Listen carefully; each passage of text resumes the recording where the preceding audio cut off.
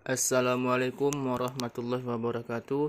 Perkenalkan, kami dari kelompok 10 akan mempresentasikan hasil kerja kami pada mata kuliah Psikologi Kepribadian terkait materi Carl Gustav Jung. Sebelumnya, izinkan kami untuk memperkenalkan anggota kelompok kami yang berjumlah 4 anggota. Yang pertama itu saya sendiri, yaitu Muhammad Fajar. Yang kedua ada Indra Wahyudi. Yang ketiga Putri Rahmawati. Dan yang keempat Anggit Dayana Cahyani. Oke, baiklah. Pertama, saya akan memulai pada biografi dari tokoh Carl Gustav Jung. Carl Gustav Jung lahir pada tanggal 26 Juli 1875 dan meninggal pada tanggal 6 Juni 1961. Adalah seorang psikiater dan psikoanalisis Swiss yang mendirikan psikologi analitik. Karya Jung telah berpengaruh di bidang psikiatri, antropologi, arkeologi, sastra, filsafat, psikologi, dan studi agama.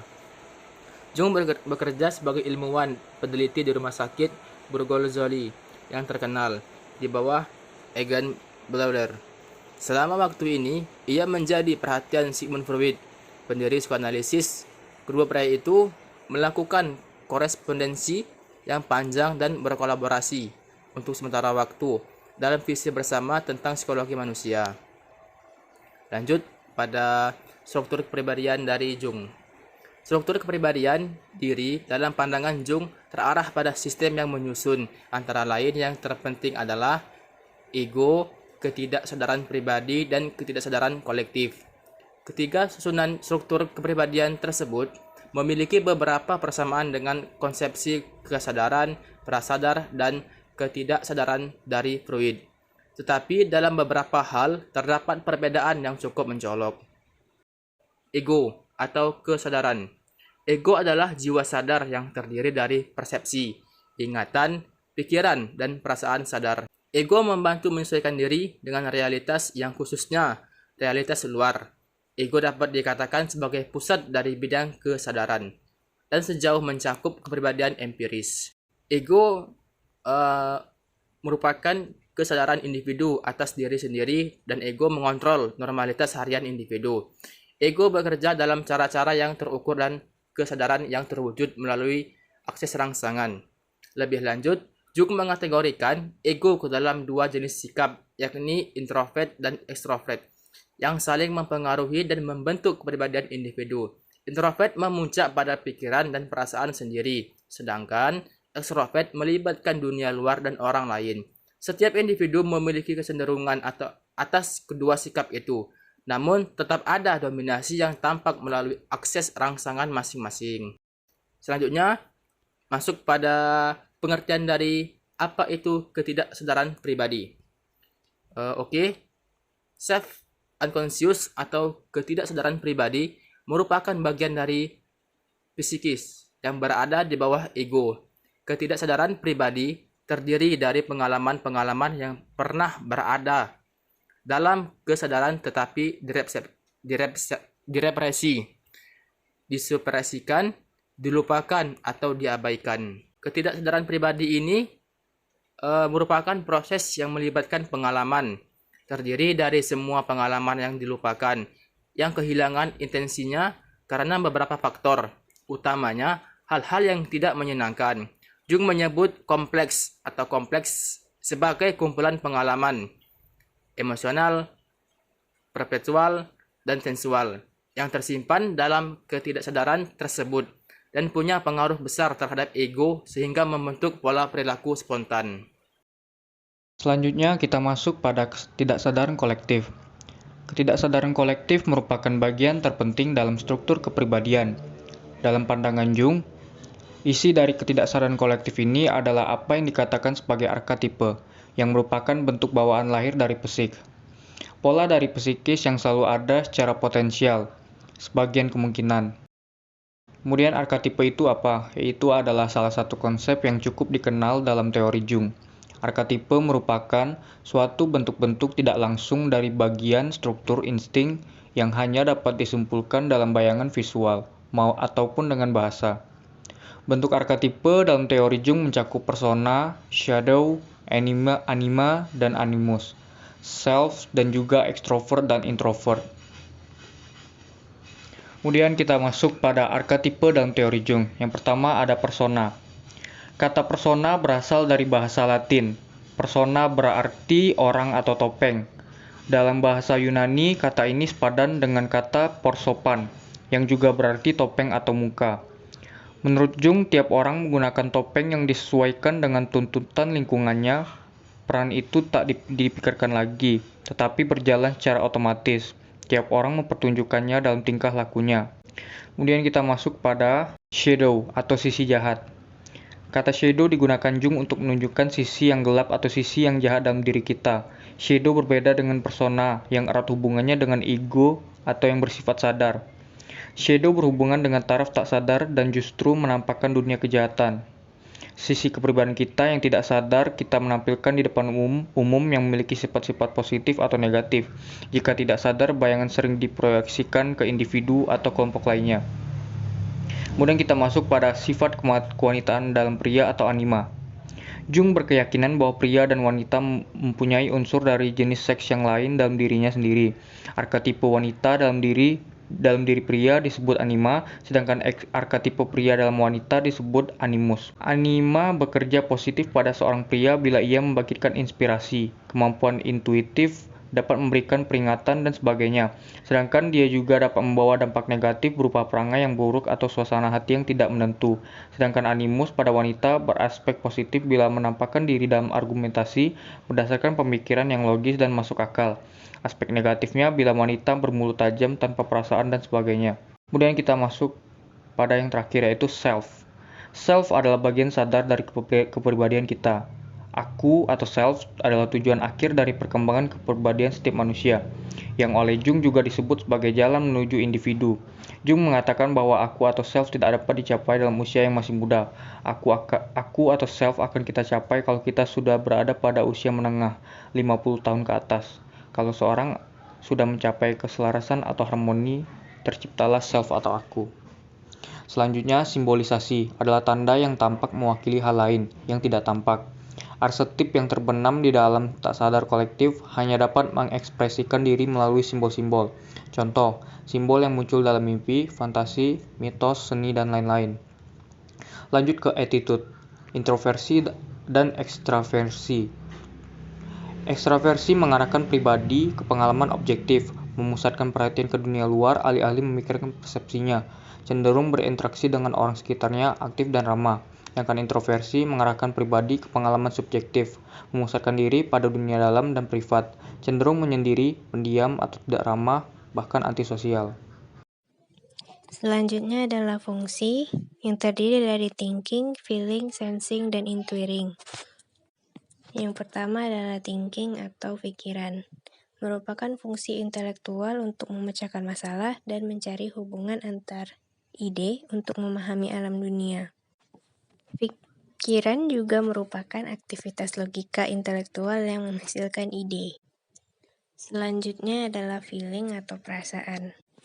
Merupakan fungsi evaluasi, menerima atau menolak ide dan objek berdasarkan apakah hal tersebut memberi perasaan positif atau negatif. Pikiran dan perasaan adalah fungsi rasional karena keduanya melibatkan keharusan memutuskan sesuatu. Selanjutnya adalah sensing atau penginderaan. Melibatkan operasi dari alat indera, fungsi perseptual atau kenyataan, menghasilkan fakta-fakta konkret. Selanjutnya yaitu intuiting atau intuisi. Merupakan persepsi secara tak sadar atau subliminal, memperoleh kebenaran tanpa melalui fakta yang konkret.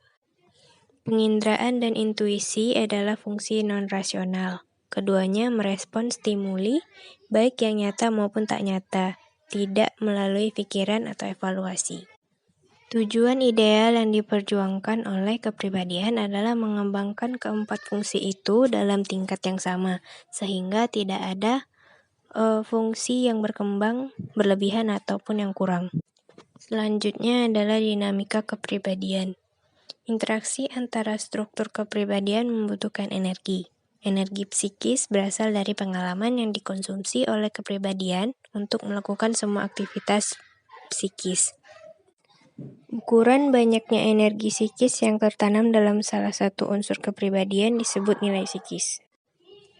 Ada dua pemikiran Jung tentang dinamika kepribadian. Yang pertama adalah causality dan teologi. Causality atau kausalitas menyatakan bahwa masa kini menyajikan kondisi pada saat ini yang berasal dari pengalaman-pengalaman sebelumnya. Sedangkan teleologi menyatakan bahwa kejadian masa kini dimotivasi oleh tujuan dan motivasi masa depan. Masa sekarang tidak hanya ditentukan oleh masa lampau atau kausalitas, tetapi juga ditentukan oleh masa depan atau teleologi. Yang kedua ada progression dan regression. Untuk mencapai realisasi diri, seseorang harus dapat beradaptasi dengan lingkungan luar dan dunia yang ada di dalam diri seseorang itu sendiri. Progresi atau progression adalah gerak maju, mendorong seseorang untuk bisa bereaksi secara konsisten terhadap lingkungan tertentu. Regression atau regresi adalah gerakan mundur, langkah mundur yang diperlukan dalam pencapaian keberhasilan dari suatu tujuan. Perkembangan kepribadian.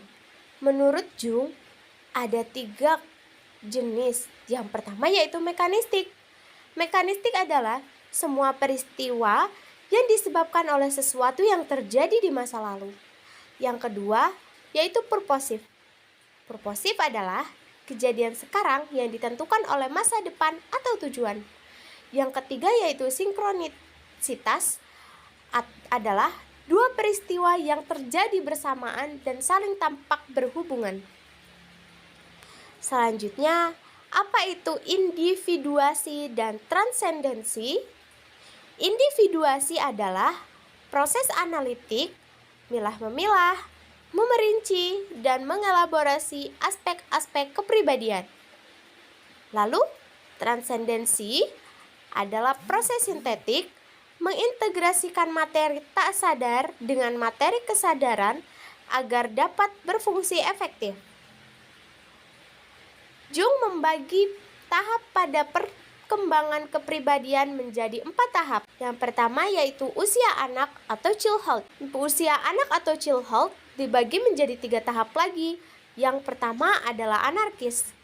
Tahap anarkis dilalui oleh anak usia 0 sampai 6 tahun. Yang kedua yaitu monarkis. Tahap monarkis dilalui oleh anak pada usia 6 sampai 8 tahun. Dan yang ketiga adalah tahap dualistik. Tahap ini dilalui oleh anak pada usia 8 sampai 12 tahun. Nah, tahap perkembangan yang kedua adalah usia pemuda, yaitu pubertas sampai usia pertengahan. Pada usia pemuda akan terjadi peningkatan kegiatan, kematangan seksual, tumbuh dan kembangnya kesadaran. Yang ketiga yaitu usia pertengahan. Usia pertengahan terjadi pada umur 35 sampai 40 tahun. Di sini aktualisasi potensi mulai bervariasi. Kebutuhan akan nilai spiritual, penyesuaian diri dengan lingkungan, dan merupakan usia realisasi diri. Yang terakhir yaitu usia tua. Usia tua kita akan kembali seperti anak-anak. Pikiran dan ego berangsur-angsur tenggelam dalam tak sadar. Dan pada usia tua kita juga mulai akan mengalami ketakutan kematian. Aplikasi dari teori kepribadian Jung yang pertama yaitu tes asosiasi kata, bertujuan untuk mengungkapkan perasaan-perasaan yang bermuatan kompleks. Contohnya psikoterapi. Yang pertama konfesi, mengutarakan pikiran tak sadar yang mengganggu dengan menggunakan objek sekitarnya sebagai sarana. Yang kedua, eludikasi, tahap interpretasi dan penjelasan, menyebabkan timbulnya tingkah laku, neurosis, dan tidak dikehendaki. Yang ketiga yaitu edukasi, mempelajari tingkah laku baru agar pasien dapat menyesuaikan diri. Yang keempat yaitu transformasi. Transformasi memberi jalan pasien untuk mencapai realisasi. Aplikasi yang selanjutnya yaitu dalam hal analisis mimpi. Digunakan untuk menentukan materi tak sadar yang mengganggu dan dibawa ke kesadaran. Itulah tadi pemaparan materi dari kelompok 10. Apabila ada kesalahan, kami mohon maaf yang sebesar-besarnya. Kami akhiri. Wassalamualaikum warahmatullahi wabarakatuh. Sampai bertemu lagi.